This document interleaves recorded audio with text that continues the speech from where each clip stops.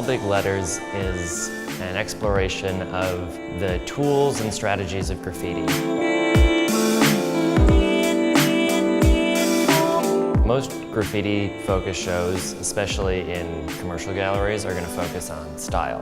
But to get a full picture of graffiti, you need to understand the tools and the strategies, and yes, what it looks like is one thing, but it's also about how did they get there? How did that piece happen?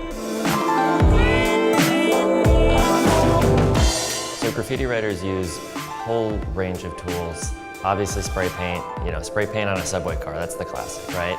And we have that, we have a photo of that, but we also have a series of photos of writers from Philly using paint rollers. We also have people who are using fire extinguishers filled with paint. We even have a tool that's a paint sprayer made out of a PVC pipe that gets paint stuffed in there and pressurized, and then it comes out in this huge mess. We have photography, we have paintings, we have things stuck to the ground and stuck to the wall in weird ways. So there's a whole range of tools that we cover in All Big Letters.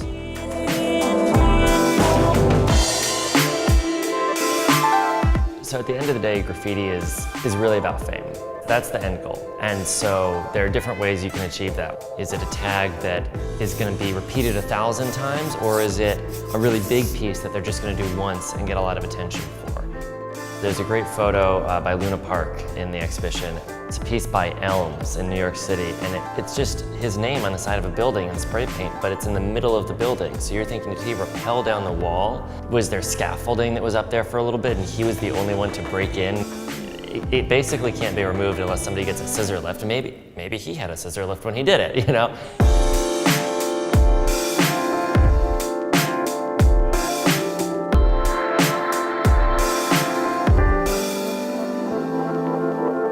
So one of the stranger things that we have in the show, I think, are these keys by Jordan Seiler. So Jordan is an anti-advertising activist. He basically wants to remove all outdoor advertising. One of the ways he does that is he has to open up bus shelters. So he said, well, if I'm making all these tools to open up bus shelters that often have very different complicated mechanisms for opening them, different screws that you can't get commercially, he said, well, why don't I just make those tools for anyone? So his public access project is a way for anybody to go and buy one of these tools from him. He'll make them in his studio, ship them out, and now you can open a bus shelter in your city.